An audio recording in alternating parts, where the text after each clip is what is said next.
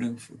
Quer dizer, como eu havia dito para vocês na nossa apresentação, lá atrás ainda, na primeira aula, quando após o curso de pós retornou, eu havia dito que eu não abordaria a escola de Frankfurt na sua totalidade, né? Mas eu me concentraria em 3 autores, basicamente, que é o Adorno, o Horkheimer e o Walter Benjamin. Então, já de antemão, eu peço desculpas para quem enviou questões sobre o Marcuse. Tá. Então, como eu havia dito, a partir das questões que vocês enviaram, eu organizei uma exposição que ela se organiza a partir de 4 temas, todos eles articulados. Bom, ou pelo menos foi o que eu tentei fazer, né? Eu tentei articular esses 4 temas. Eu não sei como é que eu... vocês estão me vendo bem? Então, tá. Bom, quais seriam esses 4 temas, então, que organizam a exposição? Primeiro, algumas propriedades mais gerais e, ao meu ver, centrais da dialética negativa do Adorno. Segundo, a centralidade da história no pensamento frankfurtiano. Aí acho que essa centralidade aparece em todos eles, com mais ênfase no Benjamin, que procura, inclusive, articular suas teses sobre a história, mas essa preocupação está presente no Adorno, no Horkheimer, no Marcuse, né? Terceiro, elementos da teoria estética do Adorno e do Benjamin, principalmente do Adorno. E, por fim, pessoal, peraí, 2 pessoas estão para entrar aqui. Gente, deixa eu só admiti-las, é o Winnie e o Antônio Carlos.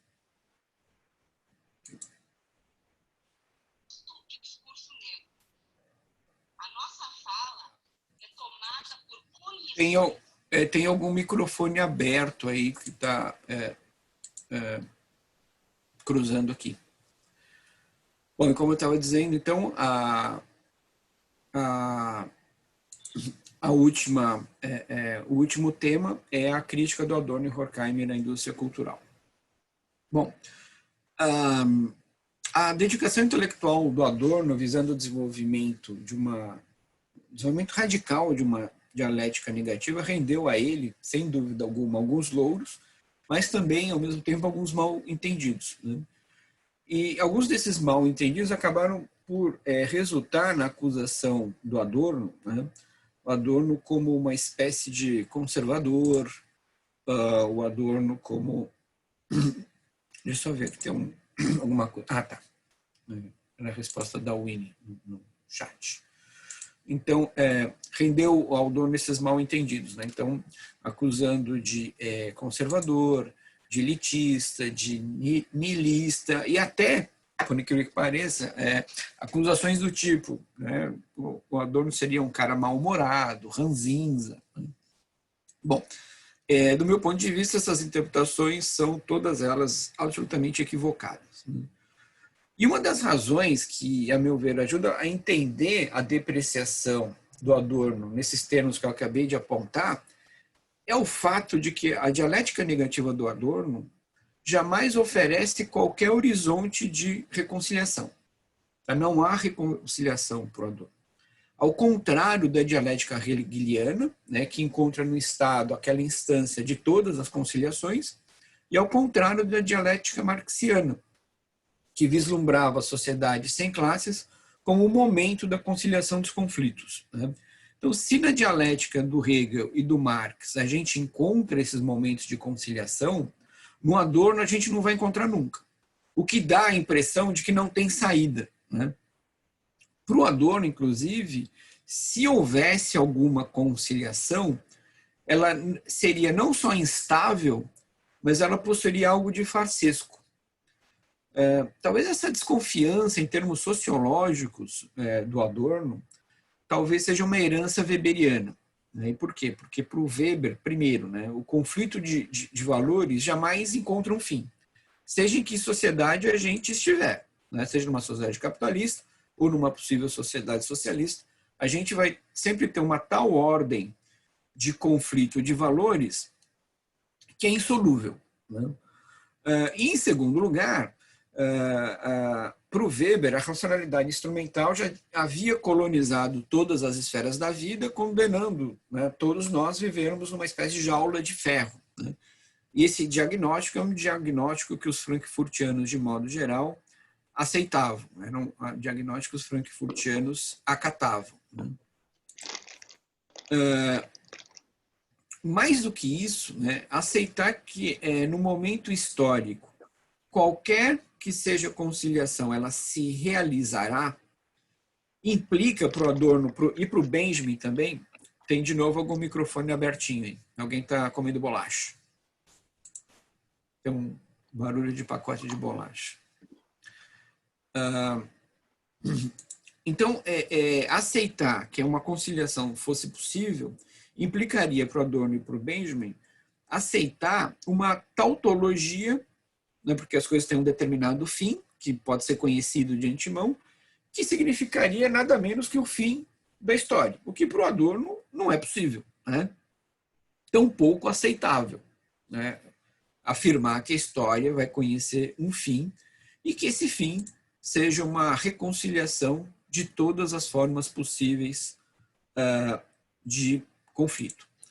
Em segundo lugar, para o Adorno, e particularmente para o Adorno, projetar a utopia futura do fim dos conflitos representava para ele o comprometimento de todas as energias do presente. Implicava uma espécie de esvaziamento do presente e, por conseguinte, o comprometimento do próprio futuro. E por quê? Porque para o Adorno a história é puro movimento. A história ela é pura processualidade. E é uma processualidade cuja dinâmica não pode ser prevista. Tampouco essa processualidade ela pode ser controlada. Daí a desconfiança do Adorno em relação a qualquer forma de utopia. Então, acreditar que a história pode ser controlada e direcionada segundo certos interesses, diz o Adorno, é o sonho dos regimes totalitários. Regimes totalitários podem estabelecer esse tipo de lógica em que você conhece um fim de antemão. Até aí tudo bem, gente? Sim?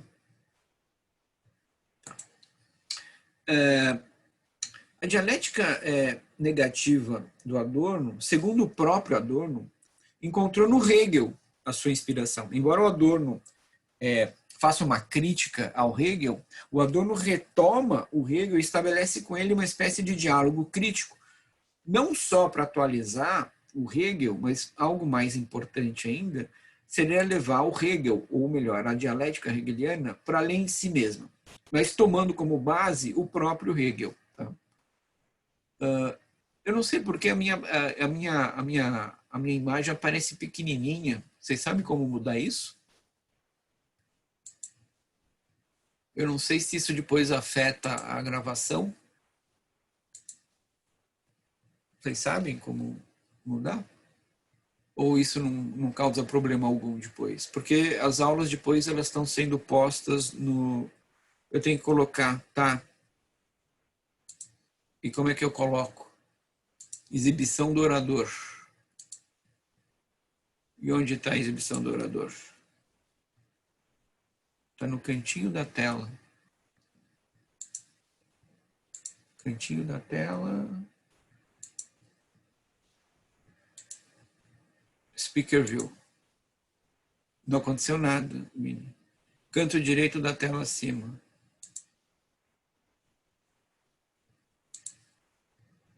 Não acontece nada. Mesmo eu colocando Speaker View, coloco Speaker View, não interfere na gravação? Bom, se não interferir na gravação, deixa assim. Era um pouco a minha preocupação.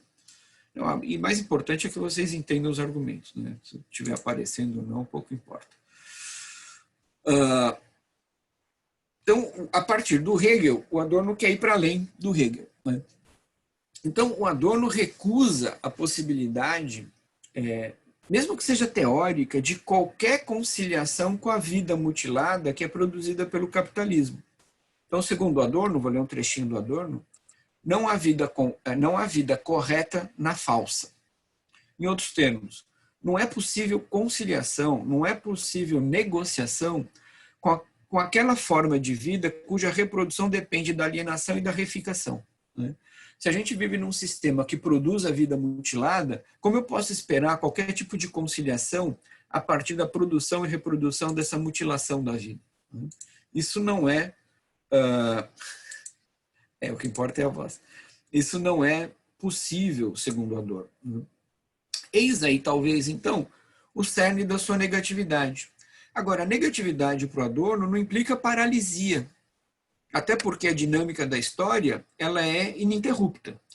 A negatividade não implica paralisia, tampouco implica pessimismo. Segundo um comentador do Adorno, um alemão chamado Martin Zill, e aí eu vou ler um trechinho, abre aspas, no coração da teoria adorniana não se encontra a negação, mas a exposição da positividade que a força e o enfoque na negação produzem. Ou seja, a partir da negatividade adorniana se produz positividade. Né? Por isso que não há pessimismo no pensamento do Adorno. E alguém que vai desenvolver isso com bastante propriedade, ao meu ver, é o Vladimir Safatli.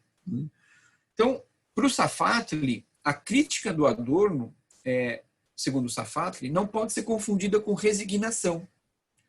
E eu quero insistir que a negatividade do Adorno visa garantir todas aquelas possibilidades que o presente carrega. A possibilidade, e cito o Safatli agora, abre aspas, é a latência do existente que nos esclarece de onde a existência retira sua força para se mover. Então a gente tem essas duas ideias, a ideia da história como movimento e a ideia que da negatividade brota uma positividade. É a partir do Hegel, portanto, que o Adorno vai buscar inspiração para sua dialética negativa e, a partir daí, desenvolver e radicalizar a ideia da não identidade. Então, é como se o Adorno voltasse o Hegel contra o próprio Hegel. Quer dizer, investir na ideia da não identidade significa investir num pensamento que insiste na força crítica da contradição, que é algo que está posto no Hegel e no Marx. Né? Então, repetindo o argumento do Adorno, que investir na ideia da não identidade significa investir num pensamento que insiste na força crítica da contradição. E aqui eu remeto novamente ao Vladimir Safatli, que vai afirmar, né, na leitura que ele faz do Adorno, que prestar atenção na contradição, né, atentar para a contradição, é fundamental. Né? Porque daí a não identidade, quer dizer, só há contradição, onde só há contradição, só pode haver não identidade. Né?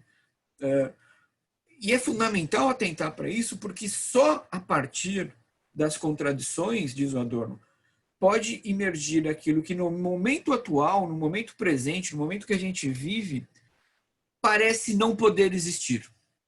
É só a partir da contradição que pode se configurar o impossível. Só a partir da contradição pode se configurar o impensável. Daí a importância do princípio da negatividade, que é a não identidade. Né? E vai dizer o Adorno, e como nunca houve na história, pelo menos na história até agora como a gente conhece, uma totalidade não antagônica, mesmo fora do capitalismo, sempre há antagonismos, então diz ele, não há por que a filosofia tentar antecipar a forma da diferença sobre uma sociedade conciliada. Segundo Adorno, aí eu vou ler outro trechinho do Adorno, o Adorno diz o seguinte, a antecipação filosófica da reconciliação é um atentado contra a conciliação real. Fim da citação. Daí a desconfiança brutal do Adorno, como eu já adiantei, em relação a qualquer projeto utópico. Como você pode prever o que vai ser? Você tentar prever o que vai ser, você compromete, como eu disse, o presente, porque você vai destituir todas as potencialidades desse presente, você vai sequestrar toda a energia desse momento presente e com isso vai comprometer seu futuro. Quem disse que o futuro só pode ser aquele que aquela utopia preconizou? Por que não pode ser outros? Existem muitos futuros possíveis, sobre os quais a gente não tem controle. Quer dizer, tentar controlar isso, como eu disse, é recair numa sociedade totalitária. Nesse sentido, vai dizer o Safatli, é possível, e isso estava numa das perguntas, é possível a gente encontrar uma convergência entre os pensamentos do Deleuze, Guattari e Derrida de um lado e o Adorno do outro. E por quê? Porque esses autores todos, né, o Deleuze, o Guattari, o Derrida e o Adorno, eles compartilham de um mesmo diagnóstico social. Todos esses autores compartilham um diagnóstico social comum. E que diagnóstico seria esse? Né? É o reconhecimento da crise do estado de bem-estar social na Europa dos anos 60. Esse é o diagnóstico que todos esses autores compartilham. O Safatli vai dizer que a emergência da diferença como problema filosófico central nos anos 60 é indissociável da crise de um sistema de organização econômica e social, que é o estado de bem-estar social, cujos regimes de reprodução material das formas de vida vai dando alguns sinais de esgotamento. E esses sinais de esgotamento são pressentidos tanto pelos filósofos da diferença, como Deleuze, Guattari e Derrida, mas também pelos frankfurtianos, como é o caso do Adorno. Então, é como se a gente pudesse encontrar dos dois lados esforços no sentido de uma desidentificação, por causa desse diagnóstico comum que eles realizam, que é a crise do estado de bem-estar social. Os sinais da crise que começam a aparecer e eles, de maneira muito perspicaz, notam. A dialética negativa do Adorno preconiza a todo momento a não identidade. E por quê? Porque a dialética negativa aposta no avanço de uma emancipação social radical, que poderia abrir espaço para uma diferença radical em relação aos modos de produção e reprodução das formas hegemônicas de vida. Quer dizer, é uma alteridade radical em relação ao próprio capitalismo. Ou seja, a diferença radical, seja dos filósofos da diferença, seja por parte da dialética negativa do Adorno, implica a multiplicação das formas de viver. Implica a pluralização radical das formas de viver. Então, essa infinitude possível de formas de vida deve nos impelir constantemente à recusa. A recusa do que existe. A recusa daquilo que está dado. A recusa de achar que o futuro é apenas um. Então, o Adorno ele vai se empenhar em pensar, e a partir do pensamento propor, o sujeito não idêntico. Leio aqui um trechinho do Safatli, que, do meu ponto de vista, é uma feliz expressão do Safatli para dar conta desse sujeito não idêntico do Adorno. Né? O que é o sujeito não idêntico do Adorno, segundo essa feliz expressão do Safatli? É o sujeito como espaço de uma experiência contraditória de integração e recusa.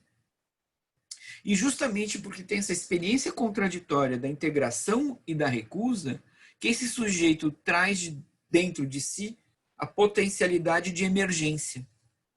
Emergência no sentido de emergir mesmo. De emergir novas formas de vida, novas formas de viver, novas formas de compartilhar.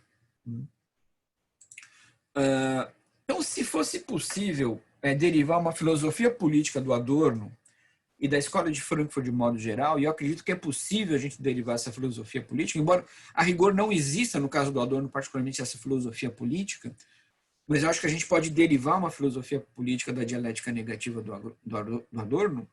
Eu afirmaria que o Adorno ele postula uma espécie de revolução permanente. O que eu quero dizer com isso? Quer dizer, sempre com uma determinada forma de viver, sempre com uma determinada forma de organização política, tende a se cristalizar, tende a se estabilizar, então é hora de uma nova mudança. Então é hora de lutar e abrir-se a novas maneiras de ser. Acho que é possível a gente vislumbrar esse tipo de filosofia política do Adorno e da Escola de Frankfurt de maneira geral. Então, a teoria crítica, isso foi também tema de uma das questões, ela permanece crítica. Portanto, justamente ela permanece crítica justamente pelo seu princípio ético pelo seu princípio estético e pelo seu princípio epistemológico da não identidade. É isso que garante o teor crítico da teoria crítica, né? Quer dizer, o pensamento, nos termos frankfurtianos, e aí pode ser o pensamento filosófico, o pensamento artístico, se a gente quiser transpor isso para nosso campo, Raquel, essa seria a ética da crítica imanente, exatamente. E se a gente quisesse transpor isso para o campo da sociologia, né, a sociologia também não deve preservar esse caráter de recusa, né? E repito, porque isso é um princípio, né? O princípio da não identidade, ele é ético, estético e epistemológico, né? Então, o pensamento jamais pode se igualar à realidade. O pensamento, seja ele qual for, inclusive sociológico, jamais pode se igualar ao mundo sensível sobre o qual ele se debruça. Por quê? Porque esse mundo social, ele é inesgotável. Não tem como o pensamento tentar se igualar a esse mundo. Não tem como o pensamento tentar abarcar todo esse mundo no seu interior. Isso seria também, mesmo do ponto de vista do pensamento, uma proposta totalitária, né? O pensamento não é análogo ao mundo social. Sempre vai restar algo que o pensamento não aborda. Sempre vai restar algo sobre o qual o pensamento é incapaz de pensar, né? Além do mais, o pensamento produzido no âmago de uma sociedade reificada como a nossa sempre vai carregar traços dessa reificação em seu interior. Então, por mais esclarecido que esse pensamento seja, por mais esclarecido que esse pensamento se apresente, como ele se constituiu numa sociedade reificada, ele carrega traços dessa reificação, né? Por essas razões, o pensamento crítico deve ser, antes de mais nada, então, autocrítico. É um pensamento que se pensa constantemente. É um pensamento que desconfia de si mesmo ininterruptamente. Por isso, a meu ver, a teoria crítica, principalmente da primeira geração de Frankfurt, ela permanece crítica, né? Quer dizer, a gente talvez pudesse dizer que a teoria crítica frankfurtiana, principalmente da primeira geração, ela equivale a uma espécie de mito de Sísifo invertido, né? E qual que era o mito de Sísifo, né? O Sísifo era obrigado, por um castigo dos deuses, a empurrar uma pedra até o topo de uma montanha, que logo em seguida rolava para baixo novamente. E no dia seguinte, o Sísifo recomeçava o seu trabalho de empurrar a pedra até o topo da montanha. E esse ciclo se estenderia, como castigo, por toda a eternidade.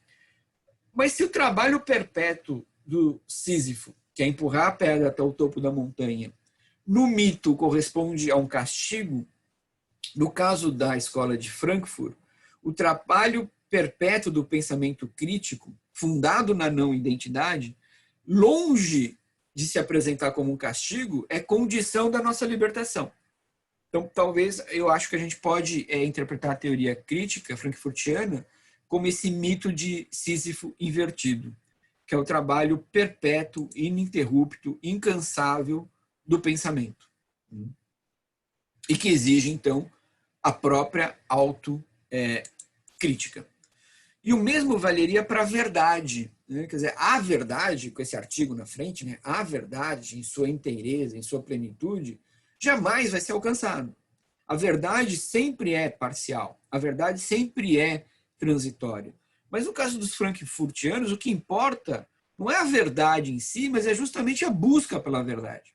Porque é na busca que a gente aprimora o pensamento.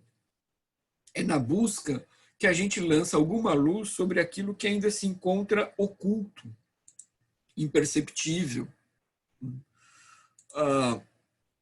Nesse sentido, então, talvez a gente possa afirmar que as gerações mais jovens da escola de Frankfurt, e agora nem tão jovens assim, na verdade, porque tem já uma, eu não saberia, acho que é uma quarta ou quinta geração de frankfurtianos, mas se a gente pensar na geração do Habermas e do Honneth, talvez a gente possa afirmar que o Habermas e o Honneth, eles são marcados por um déficit de negatividade. Existe um déficit de negatividade na teoria social do Habermas e do Honneth. Né? E por que existiria esse déficit de negatividade? Porque ambos admitem a possibilidade da resolução dos conflitos no interior do estado de bem-estar social. No caso do Habermas, pela via da ação comunicativa desimpedida, pela via do debate racional, e no caso do Honneth, pelos progressos normativos que caracterizam as social-democracias. Isto é, certos modos de existência no interior das sociedades capitalistas, sob a égide da social-democracia, cumpririam pouco a pouco, segundo Honneth, as exigências históricas de reconhecimento e emancipação. Então, tanto o Habermas como o Honneth encontram no interior da própria sociedade capitalista, sob a forma da social-democracia, a saída dos conflitos, a resolução dos conflitos. Essas propostas, elas fogem completamente ao horizonte ético e crítico da primeira geração de Frankfurt. Por quê? Porque para eles, né, toda promessa de emancipação na sociedade administrada, que é a sociedade capitalista, e, portanto, é também o estado de bem-estar social, não é outra coisa senão uma promessa. Ela está condenada a ser uma promessa eterna, que não vai se concretizar pelos próprios limites desse tipo de sociedade. Deixa eu só dar uma olhadinha no chat aqui. Em Habermas, a recusa não teria virado flerte com o liberal. Sim, claro, o Habermas, o último Habermas, ele é um liberal. Ele pode ser um liberal progressista, né?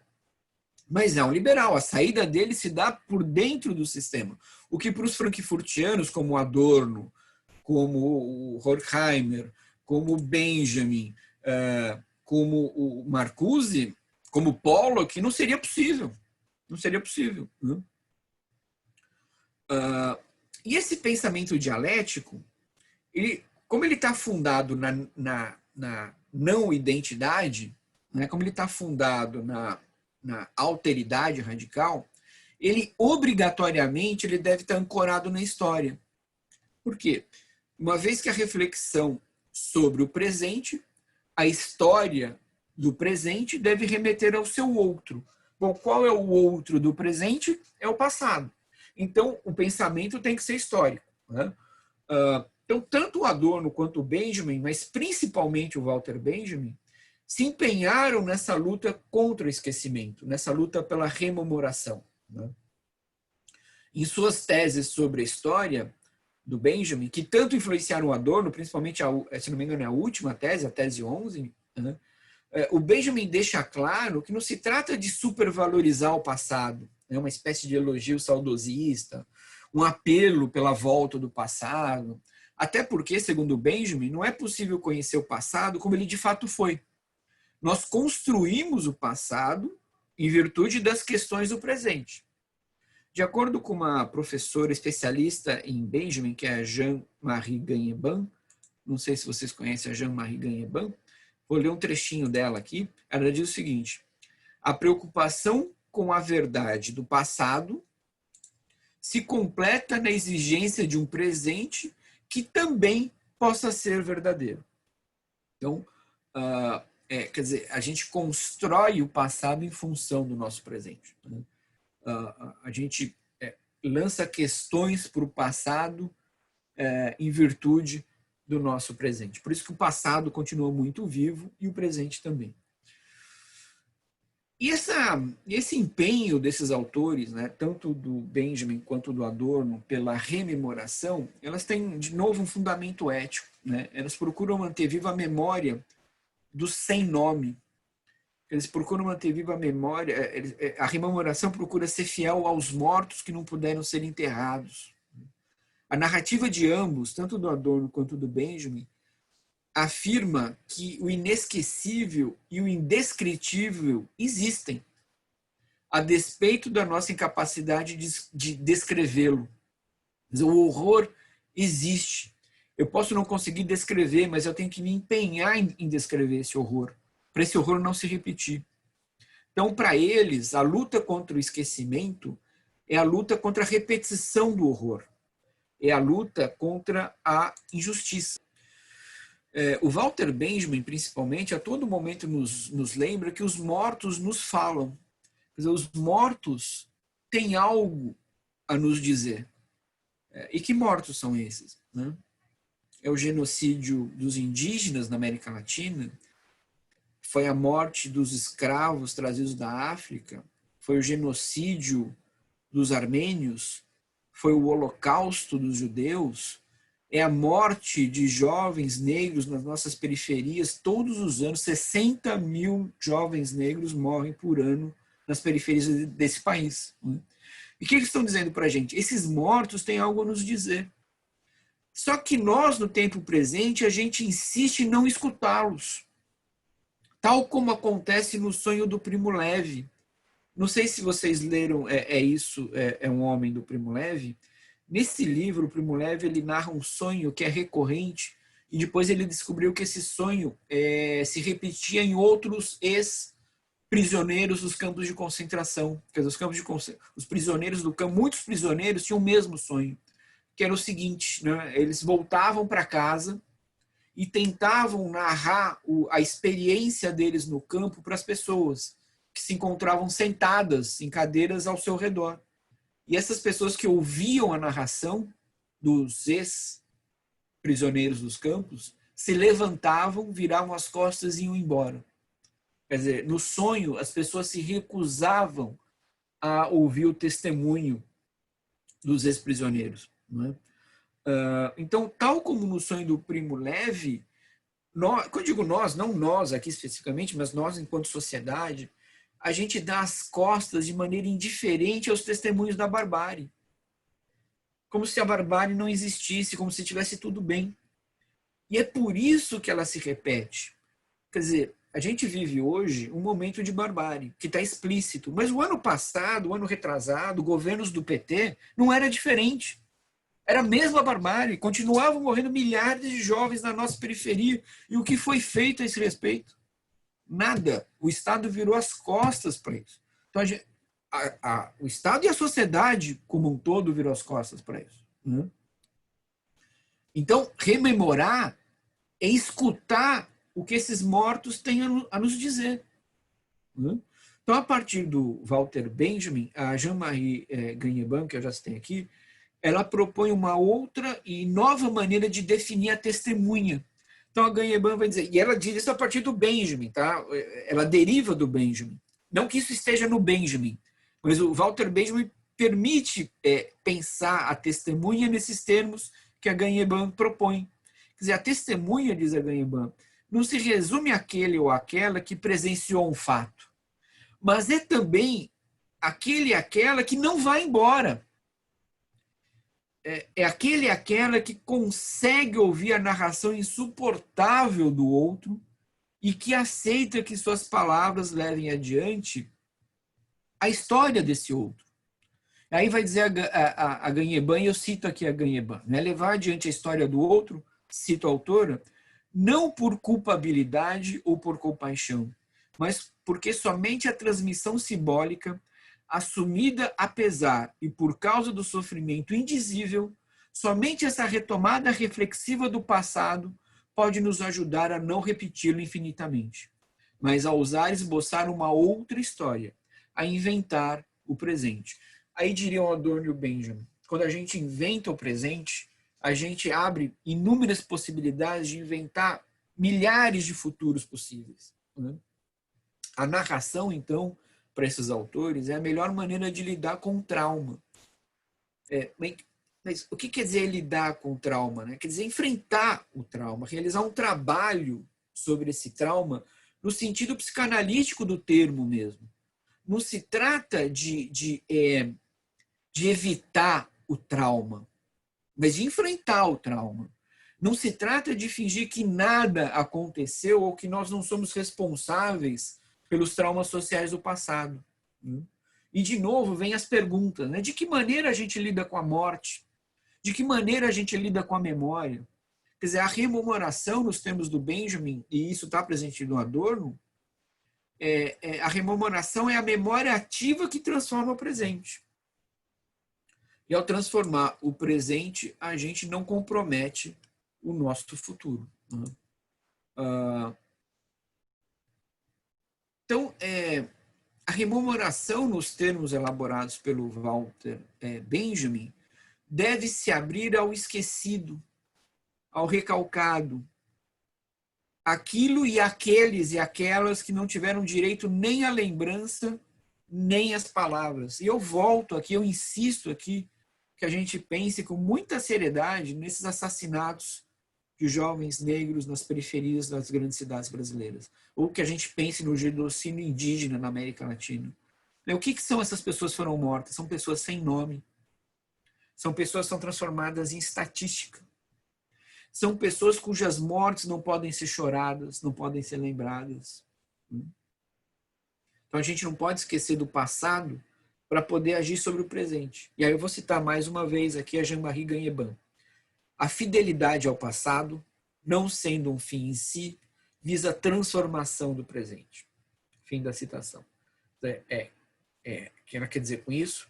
A luta contra o esquecimento corresponde a uma luta contra a indiferença. A gente não pode mais ser aquelas pessoas do sonho do Primo Levi que, ao ouvir a narração de um testemunho, se levanta, vira as costas e vai embora. Isso é um imperativo ético. Por isso a crítica da cultura entre os frankfurtianos é também uma crítica da ideologia. Por quê? Porque a ideologia ela implica não só naturalização, mas ela implica também esquecimento. A ideologia, segundo Adorno e Horkheimer, não constitui apenas falsa consciência ou mascaramento da realidade, como a gente encontra, por exemplo, no Marx. A ideologia, para ele, se tornou a própria realidade. A ideologia se constitui na mediação necessária entre nós e o mundo que nos cerca. Nesse sentido, vamos dizer Adorno e Horkheimer, a consciência ela está plenamente ajustada à realidade. Aí eles dizem, é por isso que a maioria da população, inclusive, portanto, a classe trabalhadora, que foi tema de uma das perguntas, age em prol de um sistema que os oprime. Porque não se trata mais de falsa consciência que pressupõe uma consciência verdadeira. A verdade já está reificada. Quer dizer, se a ideologia se tornou realidade, então a realidade ela não desmente mais a ideologia, mas a realidade confirma a ideologia. E a ideologia, por sua vez, celebra a realidade, tal como a realidade existe. Por isso que as classes oprimidas podem agir em prol da sociedade que os oprime. Porque a própria realidade já está comprometida, ela já está reificada. Essa é a vida danificada a qual nos encontramos no momento condenados e condenadas. Né? Quer dizer, vai dizer o Adorno Horkheimer na Dialética do Esclarecimento, a crítica à ideologia deve revelar o que é falso na ideologia. Mas o que é falso na ideologia não é o seu conteúdo, mas é a sua pretensão de corresponder à realidade. Então, para dar um exemplo, tirado do Adorno e do Horkheimer mesmo, eles vão dizer, olha, não é ideológico eu acreditar em ideais como a liberdade, como a igualdade, como o humanismo universal, como o progresso. Se acreditar nisso não é ideológico. É ideológico eu achar que essas ideias já se realizaram. Que elas já se realizaram nas atuais condições sob as quais a gente vive. E aí dizem os autores, é em nome da realidade, mas dessa realidade reificada, que a realidade é excluída. Porque se eu acredito que a igualdade e a liberdade já se realizaram, não tem por que eu lutar para mudar essa realidade. Essa realidade ela já se encontra realizada. Né? Então, a gente tem aí, diz o Adorno Horkheimer, e isso é um artifício ideológico, a repressão do acesso à realidade. A ideologia é a realidade enquanto aparência. O problema é que a aparência se tornou muito real, quase palpável. E cumpre papel central nessa operação de naturalização, de esquecimento e de repressão a indústria cultural. A indústria cultural ela é nuclear para que se continue havendo esses mecanismos de reprodução do esquecimento, de naturalização e de repressão, né? A indústria cultural, dizem Adorno e Horkheimer, tem como função apagar todos os vestígios da injustiça. Quer dizer, a indústria cultural, como é que ela apaga, né, os vestígios da injustiça? Ela é ardilosa, né? Ela oferece continuamente para nós a promessa da felicidade. Ela continuamente promete para nós que vai realizar os nossos desejos. E, em nome dos desejos, a indústria cultural tenta abolir as mediações, tenta abolir quaisquer freios aos nossos desejos e, com isso, libertar completamente o nosso id ou o nosso isso. Aí os termos variam conforme a tradução, mas significam a mesma coisa, né? A indústria cultural, ela promete que vai libertar o nosso id. Nossos desejos não vão encontrar mais qualquer tipo de obstáculo, né? Então, a adesão ao sistema, dizem eles, é conquistada graças à suposta liberação dos desejos. E essa liberação dos desejos, ela é expressa a gente encontra isso em frases, né? O tempo todo, né? Essa liberação dos desejos pode ser expressa em frases do tipo viva o hoje como se não houvesse amanhã. Todo mundo já deve ter ouvido isso, né? Um outro que, na verdade, é uma clara perversão do sentido histórico original dessa frase, que foi pervertida, que é o meu corpo, as minhas regras.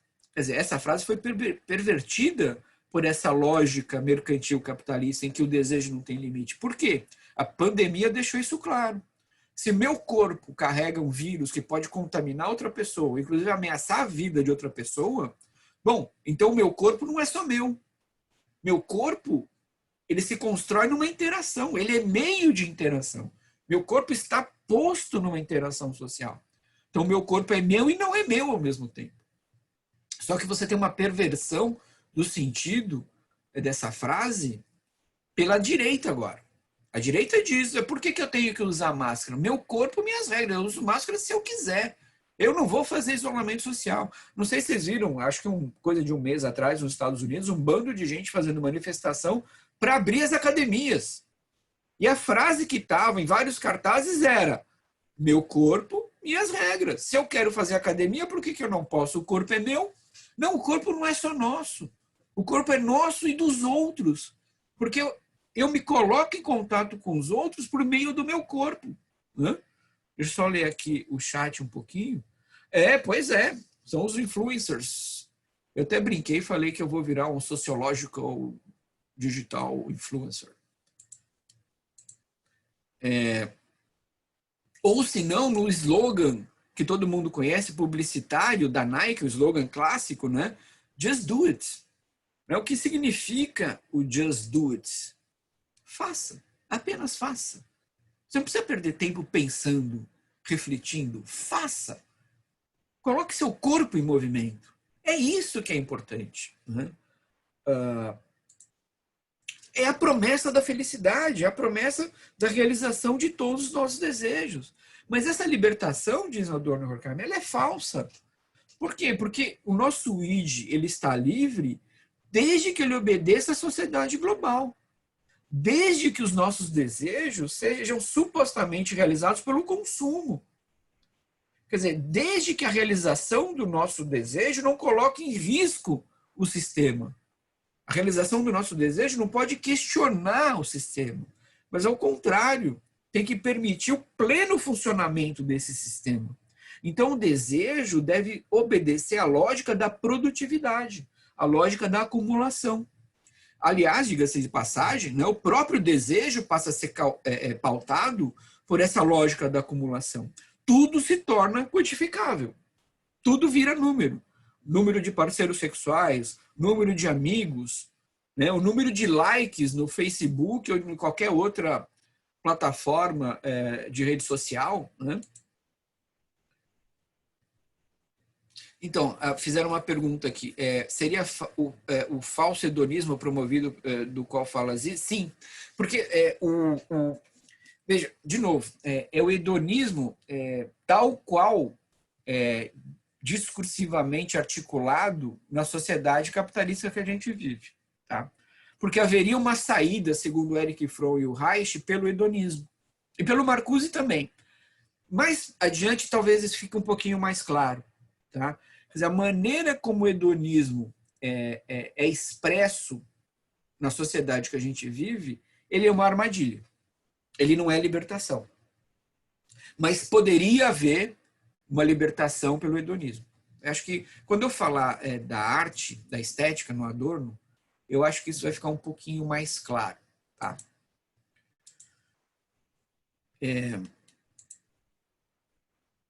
Então, a libido, dizem Adorno e Horkheimer, o Marcuse também diz, ela é administrada pela indústria cultural. A libido se torna funcional ao sistema. Portanto, a libido deixa de ser aquela força demoníaca que imaginava o Freud, né? Essencialmente asocial, que coloca o social em risco. Né? Quer dizer, se a libido fosse de fato essa força demoníaca, ela teria um caráter subversivo, latente. Né? Mas ela deixou de ser essa força. E por que ela deixou de ser essa força demoníaca? Né? Porque ela se tornou funcional ao sistema. Então, a indústria cultural, tudo promete e nada realiza. E as frustrações decorrentes das promessas irrealizadas da indústria cultural, elas são compensadas por novas promessas. Então, você renova perpetuamente a impossibilidade da emancipação. A cada promessa frustrada, se procura compensar a frustração com uma nova promessa. E você entra num círculo infindável que só vai restringindo a possibilidade da emancipação. Então, vai dizer o Adorno e o Horkheimer, toda mudança na sociedade capitalista visa manter tudo no mesmo lugar. Então, veja, não é que não há mudança, há, só que toda mudança mantém tudo do mesmo jeito. E a indústria cultural, portanto, ela é marcada por uma profunda ambiguidade, porque ela promete a gratificação do desejo sem, de fato, gratificá-lo. Então, ela acaba produzindo formações de compromisso entre o desejo e a instância recalcante. Bom, a instância recalcante é a própria sociedade. Aliás, a própria indústria cultural pode fazer isso. Ela pode estimular o seu desejo e, ao mesmo tempo, recalcar o seu desejo. O Adorno e o Horkheimer vão dizer algo do tipo: a indústria cultural, ao mesmo tempo, é sexualizada e puritana, ao mesmo tempo.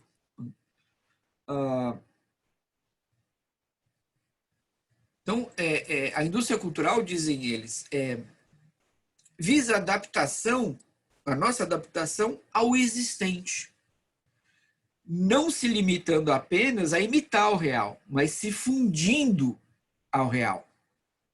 Então, diz o Adorno, a vida é aquilo que é, e nada pode ser diferente. A identificação que se estabelece entre as pessoas e a realidade é absoluta. Eu sou o que o mundo é. E o mundo expressa aquilo que eu realmente sou, mas que eu supostamente sou. Né? Ou seja, vai dizer o Adorno e Horkheimer, se a gente vive num mundo assim, no qual a indústria cultural tem uma participação importante, é o mundo da dissolução do sujeito. É a perda completa da individualidade.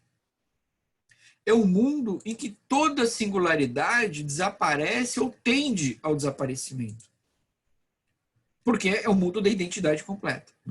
Então, essa crítica implacável do Adorno e do Horkheimer rendeu aos autores a pecha de elitistas, principalmente ao Adorno, né? Porque o Adorno também ele se esforçou muito, ele investiu muito na elaboração de uma teoria estética. Né? E aí muitos confundiram a crítica do Adorno à indústria cultural como uma espécie de crítica à cultura popular, o que não é verdade. Tá? Para o Adorno, inclusive, o Adorno vai dizer na teoria estética, não há o menor sentido a separação entre baixa e alta cultura, porque essa separação ela é artificial. E tanto a cultura popular quanto a cultura erudita podem apresentar momentos de negatividade, como, aliás, também podem apresentar momentos de não negatividade, momentos de identidade. Né? Então, para dar um exemplo em relação à cultura popular, o Adorno vai reconhecer no Kurt Weill, que é um compositor de canções populares e da ópera Os Três Vinténs, em colaboração com Bertolt Brecht. Aliás, ele compõe com Brecht também uma série de canções populares. um dos exemplos de que a cultura popular também era capaz de produzir uma espécie de negatividade estética. E no caso do Kurt Weill, por que o Kurt Weill seria capaz de produzir essa negatividade estética? Em razão do seu estilo fragmentado, que é o estilo de composição do Kurt Weill era fragmentado. Portanto, um estilo que recusava uma totalidade que constituísse um sistema fechado, que é um sistema com todos os sentidos já dados. E aí eu coloquei, gente, aqui no chat, eu coloquei o link. Eu vou falar sobre o jazz. O Adorno foi mais injusto com o jazz mesmo. Eu coloquei aqui um link para uma música do Kurt Weill. Eu vou tentar tocar aqui para vocês. Vocês me dizem se está tocando. Eu vi um pouquinho.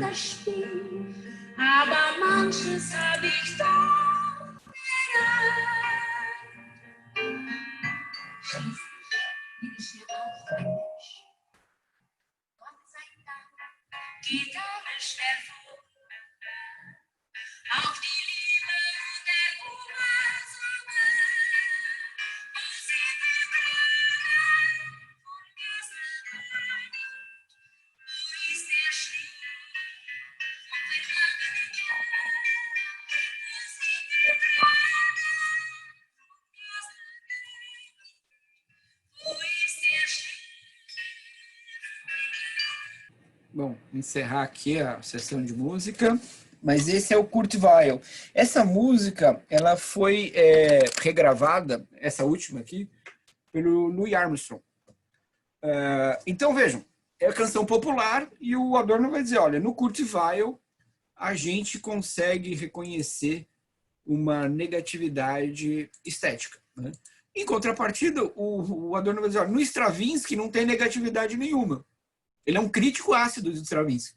E o Stravinsky é um compositor de música erudita. Então, veja, para o Adorno, essa diferença entre cultura popular e cultura erudita não faz sentido. Você encontra negatividade dos dois lados. Portanto, tanto cultura popular quanto cultura erudita são formas de arte. Basta ver nos termos como Adorno define arte se há a negatividade. Né? E a crítica que o Adorno fez à indústria cultural, em muitos momentos, foi confundida com uma crítica à cultura popular. Né?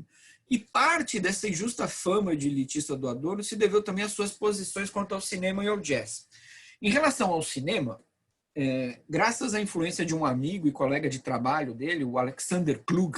O Alexander Klug foi um dos principais nomes, está vivo ainda, um dos principais nomes do novo cinema alemão. E graças à influência do Klug, o Adorno reviu suas posições e passou a enxergar no cinema possibilidades emancipatórias. Agora vai dizer o Adorno, em consonância com Klug, tá? Que as possibilidades emancipatórias do cinema dependeriam da capacidade do cinema de desenvolver uma linguagem não conceitual. Ou seja, o cinema deveria romper com a identificação imediata entre imagem e realidade, que é característico do cinema. Quer dizer, o cara liga a câmera e você começa a filmar o mundo. Então, existe uma identificação imediata entre a imagem e a realidade. Aí diz o Adorno, o cinema, se quer ser uma arte emancipatória, tem que romper com essa identificação. Aí vai dizer o Adorno, não é possível? É possível. É possível por meio da montagem. Né? E eu queria mostrar para vocês também, não sei se todos vão conseguir ver, ler direitinho aqui, um dos filmes do Alexander Klug. Conseguem ver aí direitinho? Conseguem ler o título do... Sim? Não? Talvez? Bom, eu vou ler aqui o título, então. O nome do filme é um filme de 5 horas, tá?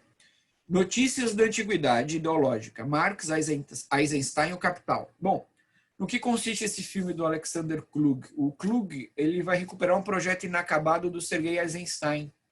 Qual que era o projeto do Eisenstein? Filmar o Capital do Marx a partir da estrutura narrativa de um livro do James Joyce, Ulisses. Não é pouca coisa. Né? O Eisenstein não terminou o projeto e o Alexander Klug falou, não, vou pegar isso e terminar. Né? Então, eu não sei se está disponível em YouTube, essas coisas. Acho que a Raquel falou que sim, mas não tem legendado, né? Só é falado em alemão. Eu, como sou de uma geração de pessoas mais velhas, eu tenho o hábito, que eu estou começando a achar que é um bom hábito, de comprar as coisas. Hein? Então, eu comprei. esse DVD. Em relação ao reconhecimento do cinema como possível arte autônoma por parte do Adorno, a gente pode citar ainda mais 3 casos dessa mudança de posição do Adorno em relação ao cinema. Primeiro, o elogio que ele faz à habilidade mimética do Charles Chaplin. E o Adorno, não sei se vocês sabem, dedicou 2 pequenos textos ao Charles Chaplin, em homenagem ao Chaplin. E, aliás, ele conheceu o Chaplin numa festa em Los Angeles. O Adorno era mal-humorado, ele frequentava festas com atrizes e atores hollywoodianos, roteiristas, tal. Conheceu a Greta Garbo, conheceu o Chaplin. Segundo exemplo, né? Esse é muito curioso e eu confesso que esse eu descobri muito recentemente. O Adorno, junto com o Horkheimer, eles ofereceram o roteiro de um filme para Warner Bros. Sabiam disso? Eu descobri isso faz uma semana. Ofereceram o roteiro de um filme para Warner Bros. Em que consistia? É claro que o roteiro não foi aceito, né? Em que consistia o roteiro do filme, né? O roteiro teria como base os estudos que o Adorno fez em relação à personalidade autoritária nos Estados Unidos, né? Mais especificamente, o roteiro estaria dedicado à escala F da escala de personalidade autoritária. E a escala F corresponde justamente à personalidade autoritária, né? Então ele escreveu um roteiro sobre isso e ofereceu para a Warner Bros., mas não foi adiante. Parece até que um dos executivos da Warner Bros. Se mostrou interessado, mas eu não sei por que não foi adiante. E um terceiro exemplo de como o Adorno revê sua posição quanto ao cinema é o livro que ele escreveu em parceria com outro intelectual e músico também, chamado Hans Eisler, sobre a composição para o cinema, né? Como compor uma música para o cinema que de fato fosse uma música autônoma. Porque tanto o Adorno quanto o Eisler vão dizer o seguinte: a música no cinema perde autonomia, porque ela está a serviço da imagem. Ela só serve para ocupar um espaço vazio. Como compor uma música autônoma para o cinema? Então vejam a reavaliação que o Adorno faz do cinema, em boa medida graças à influência do Alexander Klug. Já em relação ao jazz, o Adorno de fato foi menos generoso, né? Embora ele tivesse afirmado que o jazz também conheceu momentos de negatividade, em virtude da sua espontaneidade, em virtude da sua sensualidade, quer dizer, o jazz, por sua espontaneidade, por sua sensualidade, escaparia da sociedade administrada, o jazz rapidamente foi sequestrado e domado pela indústria cultural, particularmente o cinema. E esse adestramento do jazz, segundo Adorno, se deveria a 2 elementos. Quer dizer, o Adorno não diz isso explicitamente, mas a gente pode depreender isso a partir da leitura do Adorno, né? Quais seriam esses 2 elementos? Um é externo, que é a própria força de cooptação da indústria cultural. E outro interno, que se deveria à fragilidade estrutural do próprio jazz, como música, né? Então, um comentador importante da Escola de Frankfurt, que foi citado pelo Tales na leitura do texto de introdução, o Martin Jay vai dizer, olha, a gente pode ler aí, sim, um certo etnocentrismo europeu do Adorno, né? Mas também, diz o Martin Jay, mas também não pode descartar que o pouco conhecimento que o Adorno tinha a respeito do jazz, que era um conhecimento limitado ao que se chamava nos anos 30, 40, 50 de Tin Pan Alley. O que é o Tin Pan Alley? É um gênero de música ligeira, repetitiva, redundante e para consumo rápido e fácil, né? É esse tipo de jazz que o Adorno conheceu, né? O que não descarta, de fato, como diz o Martin Jay, uma certa aversão a priori do Adorno em relação ao jazz, né? E aí, o Marcuse, em contrapartida, vai ter uma posição completamente diferente do Adorno em relação ao blues e ao jazz, né? O Marcuse vai dizer que ali a gente reconhece, sim, reconhece, sim, a força emancipatória do blues e do jazz. Tem razão, foi a Winnie que disse, faltou diálogo com a Angela Davis. Então, né, Winnie, tem uma coisa muito curiosa, coisas da vida, né? Eu até disse isso, acho que na semana passada. A Angela Davis foi aluna do Marcuse, né? E o Marcuse arranjou para ela a possibilidade dela estudar na Alemanha com o Adorno. E ela ia para ali, ela chegou a ir para a Europa. Né? Não chegou, ela não chegou na Alemanha, se não me engano. Se eu não estou enganado, mas acho que ela chegou até a França, eu não lembro. Aí a Winnie pode confirmar para mim. Mas ela não chegou a ir para a Alemanha, chegou a falar com a Adorno. Mas então, aí eu fico pensando, né, Winnie, se o Alexander Klug conseguiu mudar a opinião do Adorno sobre o cinema, eu tenho certeza, dado o brilhantismo da Angela Davis, que ela convenceria o Adorno do contrário também em relação ao jazz. É uma pena. Tá na autobiografia dela. É uma pena que ela não pôde continuar na Europa para ser aluna do Adorno. Acho que ela aprenderia com o Adorno, mas sem dúvida o Adorno aprenderia muito com ela. Bom, aí ela fez uma opção também importante política, né, de voltar para os Estados Unidos para lutar. Exatamente. Ela foi lutar pelos direitos civis dos negros americanos. Né, fez parte dos Panteras Negras, foi presa. Então, então, também temos que respeitar a posição da Angela Davis. Mas eu fiquei pensando nisso, mas é uma pena que ela não foi. Até aqui no blog, a Winnie deixou no chat para todo mundo. Até tinha comentado no blog da Boitempo. É muito legal esse texto. Recomendo que leiam. Então, uma pena que ela não foi aluna do Adorno. Eu acho que o Adorno. Acho não, tenho certeza que o Adorno ia mudar de opinião quanto ao jazz. Não tenho dúvida. Mas, de todo modo, eu quero aqui insistir com essa ideia que a gente não pode confundir a crítica do Adorno ao jazz com uma crítica geral à cultura popular. Tá? Essa transposição mecânica a gente não pode fazer. E a crítica demolidora que o Adorno faz à indústria crítica, a meu ver, ela deve ser lida em conjunto com a teoria estética. Porque aí a crítica à indústria cultural, a meu ver, ganha mais sentido. Se a gente entende a teoria estética do Adorno, a crítica à indústria cultural faz mais sentido. Né? Então, segundo o Adorno, como eu já falei aqui para vocês, sob o capitalismo, se desintegrou qualquer possibilidade de experiência estética, de experiência ética, de uma experiência de si que se articula à experiência da vida. Né? Então, para o Adorno, o capitalismo desintegrou essas possibilidades. Né? A gente também não pode esquecer da experiência de vida desses autores, né? Muito marcada pelo Holocausto, pela perseguição aos judeus e tudo mais. Né? Então, como a gente viu também, se o mundo se limita ao próprio mundo, quer dizer, não existe nada além do próprio mundo, então foi alcançada uma identidade absoluta. As coisas são o que são. Logo, não há alternativa ao que está dado. Como eu disse, é a reificação no seu estágio absoluto. Então, caberiam às artes denunciar a mentira da representação produzida pela indústria cultural. Então, se a arte, por um lado, remete ao sensível e produz o prazer da fruição estética, por outro, a arte não pode se limitar à simples diversão, ao mero entretenimento, ao riso fácil. Vai dizer o Adorno, mas isso a gente encontra em outros autores da Escola de Frankfurt também. Toda arte é política. Toda arte deve ser política. Quer dizer, toda arte, para ser chamada de arte, ela deve possuir uma dimensão ética. Por isso, a estética deve promover o estranhamento. E esse estranhamento é o fruto da desidentificação.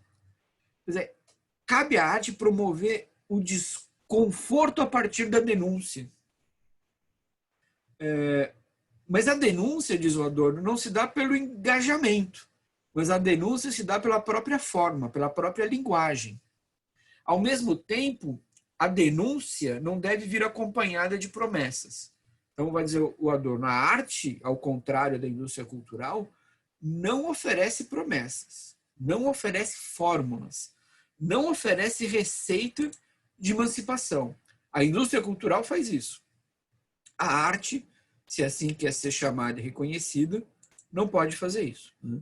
Então, as artes, diz o Adorno, seja elas quais forem, né, elas devem transgredir o Ich et Nunc do mundo, quer dizer, o aqui e o agora do mundo, a imediaticidade do mundo, e romper com aquele conforto que brota daquilo que nos é familiar. Daí, então, a importância do estranhamento, da ruptura em relação àquilo que é imediatamente reconhecível, gerando, então, e não poderia ser diferente, certo desconforto. Se você rompe com aquilo que é imediatamente reconhecível, isso vai gerar o desconforto, que é produzido porque abala convicções e crenças estabelecidas, que é produzido porque coloca sob suspeita tudo aquilo que a gente conhece e aceita. Então, esse desconforto, ele se encontra no efeito que ele produz, que a arte produz. Por quê? Porque a arte se contrapõe ao mundo. A arte desfamiliariza o mundo. A estética, portanto, diz o Adorno, não é uma resposta à sociedade, mas a estética é uma reação à sociedade. Daí o seu caráter eminentemente político e ético. Né? No entanto, diz o Adorno, na medida em que a arte reage, ela também não deixa de responder. Então, lembra que eu disse um pouco, agora há pouco, né? Quer dizer, a estética não é resposta, mas reação à sociedade. Mas na medida que ela reage, em alguma medida ela responde. O problema é que é uma resposta sem verdade, diz o Adorno. Não é uma resposta que ela é inacabada, ela é incompleta, é uma resposta que não postula qualquer certeza, é uma resposta que nos convida a participar da sua própria elaboração. Né? Então, diz o Adorno, o que é verdadeiro na arte é algo inexistente. O que é verdadeiro na arte é aquilo que a gente é capaz de imaginar a partir dela. E aí a gente pode imaginar muita coisa diferente a partir da arte. Ao contrário da indústria cultural, que nos oferece sempre sentidos fechados para tudo. Então, o caráter não social da arte significa que a arte está umbilicalmente ligada à sociedade, mas não está submetida a ela. Então, vejam, o caráter não social da arte significa que a arte está ligada à sociedade, mas não submetida a ela. O que significa admitir, então, segundo Adorno, que a arte ela é não social e social ao mesmo tempo. Ela é social porque a sociedade ela remete, mas ela é não social porque ela nega essa sociedade. Então, repetindo o argumento, a arte é não social e social ao mesmo tempo porque a sociedade remete, mesmo que seja para negar a sociedade. Então, a arte se torna social por sua oposição à sociedade. Por isso que ela é social. Por isso, não há sentido para o Adorno em se falar numa arte engajada. Quer dizer, o engajamento direto, explícito, significava para o Adorno ameaça à autonomia estética. Significava a submissão da arte a propósitos não estéticos. O que implicaria, portanto, sua submissão e a perda inelutável do seu caráter crítico. Então, para o Adorno, não há nem arte socialmente útil, tampouco arte militante. Porque ambas, a arte socialmente útil e a arte militante, significariam, no limite, o comprometimento da arte. E, por conseguinte, o fim da arte. E daí a gente depreende também uma certa postura do Adorno, que também foi motivo de crítica, que foi a resistência do Adorno durante toda a sua vida a se engajar em qualquer tipo de movimento social. Porque ele achava que o engajamento poderia, de alguma maneira, ameaçar a autonomia do seu próprio pensamento. Né? Então, embora o Adorno, do meu ponto de vista, fosse um democrata radical, ele nunca se engajou em movimentos sociais. Ao contrário do Marcuse, por exemplo, que se engajou. Se decepcionou também. Né? Exatamente. Mais uma vez, tá vendo? Se o Adorno tivesse sido aluno da Angela Davis, é muito provável que o Adorno também teria mudado sua opinião em relação a esse assunto. Né? É uma pena, de novo, mas é uma pena porque que ela... Né? Eu acho que nessa relação ensino-aprendizagem, ambos aprendem, ambos ensinam. É mútuo. Né? Quer dizer, um ia ser aluno do outro. Né? É uma pena mesmo. Né? Porque o Adorno era um cara aberto à mudança, à autocrítica, não era um cara também, né, cabeça fechadinha e tal. Né? Como eu disse, o Marcuse teve uma posição contrária. Né? O Marcuse participou dos movimentos contraculturais, muito embora depois ele tenha se decepcionado com os movimentos contraculturais, né? Ele viu que os movimentos contraculturais, no fundo, estavam repondo aquilo que já existia, só que em novos termos, né? Que é um pouco também, né, uma notinha de rodapé, a relação conturbada do Adorno com os movimentos estudantis na Alemanha em 68. O Adorno fez uma crítica aos movimentos sociais, porque ele dizia isso, mais ou menos o que o Marcuse falou em relação aos movimentos contraculturais dos Estados Unidos. Ele falou, olha, eles, na verdade, estão substituindo um tipo de autoridade por outro, né? No fundo, não está tendo uma mudança. E aí os alunos foram implacáveis com o Adorno, né? E o Adorno entrou em depressão por isso. E a ponto de alguns dizeres que até a morte do Adorno em 69, em alguma medida, se deve a essa depressão que ele sentiu em razão do posicionamento dos alunos em relação à crítica que ele fez, né? Bom, não sabemos se é de fato isso, mas há uma leitura nesse sentido, né? Então, o domínio da arte para o Adorno é uma espécie de repositório social das demandas reprimidas da sensibilidade e da inconsciência da sociedade. Então, a arte é importante porque ela traz à tona o reprimido. Logo, diz ele, a arte é a demonstração inquestionável de que a razão não prescinde do sensível, mas, ao contrário, a razão necessita do sensível para sua formação. Nesse sentido, a estética adquire para o Adorno o foro de uma categoria avançada da filosofia, logo uma categoria de conhecimentos. A arte também é uma forma de conhecimento, né? Por quê? Por que a estética adquiriria o foro de uma categoria avançada da filosofia? Porque representa a realização de uma razão integral, de uma razão substantiva, de uma razão libertadora, porque é uma razão que incorpora o sensível e a imaginação. Quer dizer, se o discurso filosófico ele tende a ser puramente racional, a arte ela incorporaria, além dos seus aspectos racionais, ela incorporaria também o sensível e a imaginação. Portanto, é uma forma privilegiada de conhecimento, né? A arte, então, corresponde, e isso foi uma das questões que vocês mandaram, a arte corresponde a uma mimesis da mimesis. Lembrando o que é mimesis? Mimesis, traduzindo de maneira muito simples, significa imitação, né? Então, a arte corresponde a uma mimesis da mimesis, quer dizer, uma mimesis de segunda ordem que desarticula a primeira. A mimesis de primeira ordem seria a pura imitação do real, a pura identificação. Lembra lá que eu falei do cinema? Seria a identificação da imagem com a realidade. Essa identificação, que é o que a indústria cultural faz, ela leva ao conformismo e é uma espécie de anestesiamento. A mimesis de segunda ordem reinstala o distanciamento em relação à proximidade que a mimesis de primeira ordem promove. E quando a mimesis de segunda ordem reinstala o distanciamento, ela ativa o estranhamento. Então, vejam, a indústria cultural é limitado apenas essa mimesis de primeira ordem, que é a pura imitação do real, que leva à identificação.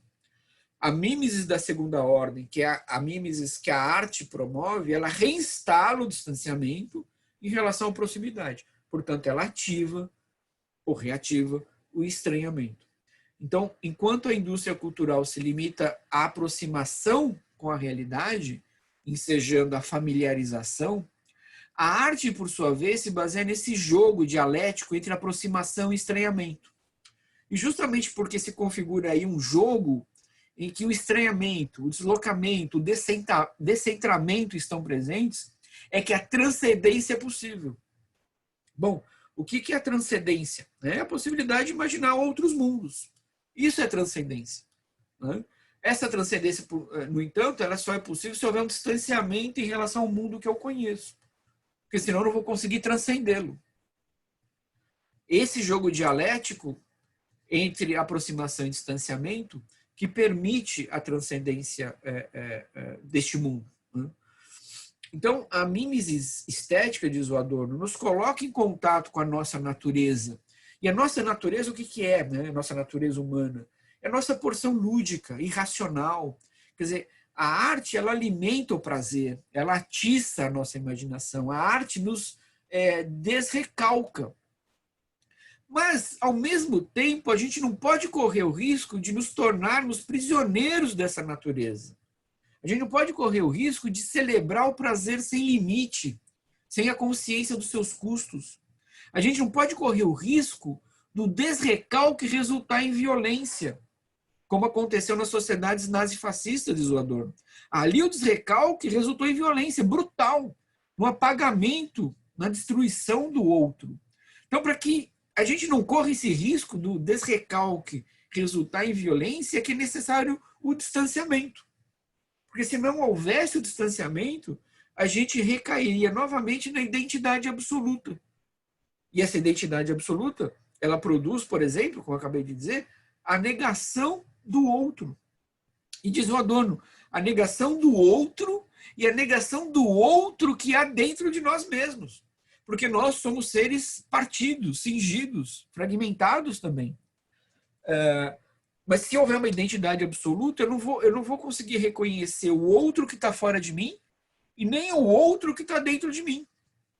Então, essa dialética da distância e da proximidade implica o desvencilhamento da ideia de posse. E, com o desvencilhamento da ideia de posse, o que entra no lugar? Né? Quer dizer, o desvencilhamento da ideia de posse dá lugar para quê? Dá lugar ao reconhecimento do não idêntico. E aqui eu vou citar mais uma vez um trechinho da Jean-Marie Gagniban. Ela vai dizer o seguinte: o comportamento mimético instaura uma relação redimida entre sujeito e objeto, na qual conhecer não significa mais dominar, mas muito mais atingir, tocar e ser tocado de volta. Metáforas de uma tatilidade feliz, simultaneamente estética e erótica.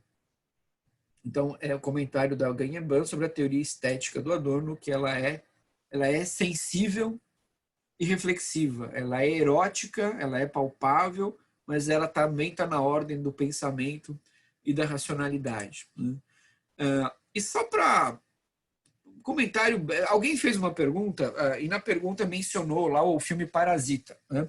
Então, só um comentário muito breve sobre o filme, que isso renderia mais uma aula. Né? A gente não tem tempo, já são 20 para as 8. Né?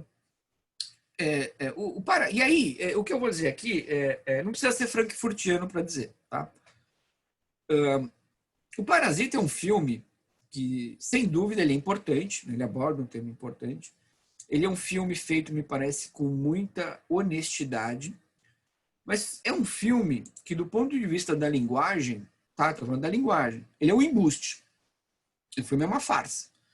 Como eu não tenho tempo aqui de tocar no assunto, eu deixei no chat, lá no início, o link de uma